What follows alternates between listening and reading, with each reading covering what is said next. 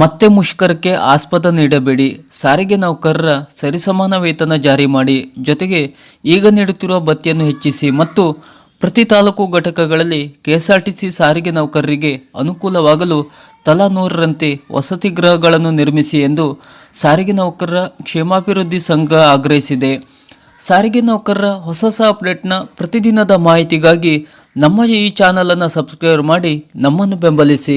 ಹೌದು, ಸಾರಿಗೆ ನೌಕರರ ಮುಷ್ಕರಕ್ಕೆ ಮತ್ತೆ ಆಸ್ಪದ ನೀಡದೆ ಸಾರಿಗೆ ನೌಕರರ ವೇತನ ಜಾರಿ ಮಾಡಬೇಕು ಎಂದು ಕಲ್ಯಾಣ ಕರ್ನಾಟಕ ರಸ್ತೆ ಸಾರಿಗೆ ನಿಗಮದ ಬೀದರ್ ವಿಭಾಗದ ಪರಿಶಿಷ್ಟ ಜಾತಿ ಪರಿಶಿಷ್ಟ ಪಂಗಡಗಳ ನೌಕರರ ಕ್ಷೇಮಾಭಿವೃದ್ಧಿ ಸಂಘದ ಅಧ್ಯಕ್ಷ ಸೂರ್ಯಕಾಂತ ಟೈಗರ್ ಮತ್ತು ಭಾರತೀಯ ಮಜ್ದೂರ್ ಸಂಘದ ಅಧ್ಯಕ್ಷ ಜಾನ್ಸನ್ ಜನ್ವಾಡ್ಕರ್ ಆಗ್ರಹಿಸಿದರು. ಪತ್ರಿಕಾ ಭವನದಲ್ಲಿ ಸುದ್ದಿಗೋಷ್ಠಿಯಲ್ಲಿ ಮಾತನಾಡಿದ ಅವರು, 4 ಸಾರಿಗೆ ನಿಗಮಗಳಲ್ಲಿ ಕರ್ನಾಟಕ ರಾಜ್ಯ ರಸ್ತೆ ಸಾರಿಗೆ ನಿಗಮ, ಬೆಂಗಳೂರು ರಸ್ತೆ ಸಾರಿಗೆ ನಿಗಮ, ವಾಣಿಜ್ಯ ಕರ್ನಾಟಕ ರಸ್ತೆ ಸಾರಿಗೆ ನಿಗಮ, ಕಲ್ಯಾಣ ಕರ್ನಾಟಕ ರಸ್ತೆ ಸಾರಿಗೆ ನಿಗಮಗಳಲ್ಲಿ ಕರ್ತವ್ಯ ನಿರ್ವಹಿಸುತ್ತಿರುವ ನೌಕರರಿಗೆ ವೇತನ ಹೆಚ್ಚಳದ ಕಾಲಾವಧಿಯ ದಿನಾಂಕ 31/12/2023ಕ್ಕೆ ಮುಕ್ತಾಯವಾಗಿದೆ.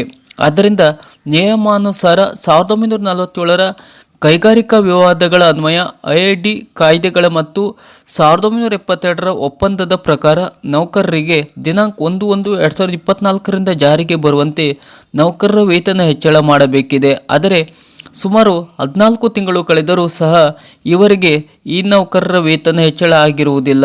ಮುಖ್ಯಮಂತ್ರಿಗಳು ಈ ವಿಷಯದಲ್ಲಿ ಕೂಡಲೇ ಗಮನ ಹರಿಸಿ ಸಾರ್ವಜನಿಕ ಪ್ರಯಾಣಿಕರ ಸಾರಿಗೆ ಸೇವೆ ಒದಗಿಸುವ ನಿಟ್ಟಿನಲ್ಲಿ ನೌಕರರು ಮುಷ್ಕರಕ್ಕೆ ಇಳಿಯುವ ಸನ್ನಿವೇಶ ನಿರ್ಮಾಣ ಮಾಡದೆ ಸಾರಿಗೆ ನೌಕರರ ಮನಸ್ಥಿತಿಯನ್ನು ಅರಿತುಕೊಂಡು ವೈಜ್ಞಾನಿಕವಾಗಿ ನೌಕರರ ವೇತನ ಹೆಚ್ಚಳ ಮಾಡಲು ಆದೇಶಿಸಬೇಕೆಂದು ಈ ಸಮಯದಲ್ಲಿ ಅವರು ಆಗ್ರಹಿಸಿದರು. ಚಾಲಕ ನಿರ್ವಾಹಕರು, ತಾಂತ್ರಿಕ ಹಾಗೂ ಆಡಳಿತ ಸಿಬ್ಬಂದಿಗಳಿಗೂ ಹಾಲಿರುವ ಬಾಟ, ಮಾಸಿಕ, ದೈನಂದಿನ ಕ್ಯಾಪ್, ಬಟ್ಟೆ ತೊಳೆಯುವ, ರಾತ್ರಿ ಪಾಳಿ ಭತ್ಯೆಗಳು ಹೀಗೆ ಹಲವು ಭತ್ಯೆಗಳನ್ನು 5 ಪಟ್ಟು ಹೆಚ್ಚಿಸಬೇಕು ಮತ್ತು ಸಮವಸ್ತ್ರ, ಹೊಲಿಗೆ ಭತ್ಯೆ, ರೈನ್ ಕೋಟ್ ಇತ್ಯಾದಿಗಳಿಗೆ ಕೊಡಲಾಗುವ ಮೊತ್ತವನ್ನು 3 ಪಟ್ಟು ಹೆಚ್ಚಿಸಬೇಕು. ತಾಂತ್ರಿಕ ಸಿಬ್ಬಂದಿಗಳು ರಾತ್ರಿ ಪಾಳ್ಯದಲ್ಲಿ ವಾಹನಗಳು ಕೆಟ್ಟು ನಿಂತಿರುವ ಸಮಯದಲ್ಲಿ ದುರಸ್ತಿ ಕಾರ್ಯಕ್ಕಾಗಿ ನಿಯೋಜಿಸುವ ಸಿಬ್ಬಂದಿಗಳಿಗೆ ಹೆಚ್ಚಿಗೆ ಪ್ರೋತ್ಸಾಹ ನೀಡಬೇಕು ಎಂದು ಈ ಸಮಯದಲ್ಲಿ ಕೂಡ ಅವರು ಸರ್ಕಾರವನ್ನು ಒತ್ತಾಯಿಸಿದರು.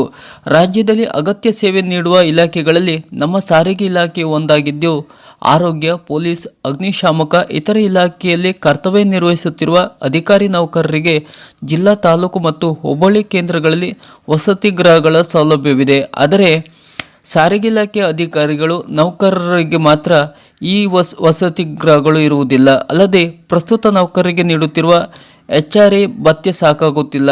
ಆದ್ದರಿಂದ ಪ್ರತಿ ತಾಲೂಕು ಘಟಕ ಕೇಂದ್ರಗಳಲ್ಲಿ ಸಂಸ್ಥೆಯ ಖಾಲಿ ಸ್ಥಳಗಳಲ್ಲಿ ತಲಾ 100ರಂತೆ ವಸತಿ ಗೃಹಗಳನ್ನು ನಿರ್ಮಾಣ ಮಾಡಬೇಕೆಂದು ಈ ಸಮಯದಲ್ಲಿ ಸರ್ಕಾರವನ್ನು ಆಗ್ರಹಿಸಿದರು. ಮತ್ತು ಜಿಲ್ಲಾಡಳಿತ ವ್ಯಾಪ್ತಿಯಲ್ಲಿ ಬರುವ ಇಲಾಖೆಗಳಲ್ಲಿ ಖಾಲಿರುವ ವಸತಿ ಗೃಹಗಳಲ್ಲಿ ಸಾರಿಗೆ ನೌಕರರಿಗೆ ವಾಸಿಸಲು ಸಂಬಂಧಪಟ್ಟ ಇಲಾಖೆಗೆ ನಿಯಮಾನುಸಾರ ಸೂಕ್ತ ನಿರ್ದೇಶನ ನೀಡಬೇಕು ಎಂದು ಕೂಡ ಈ ಸಮಯದಲ್ಲಿ ಆಗ್ರಹಿಸಿದ್ದಾರೆ.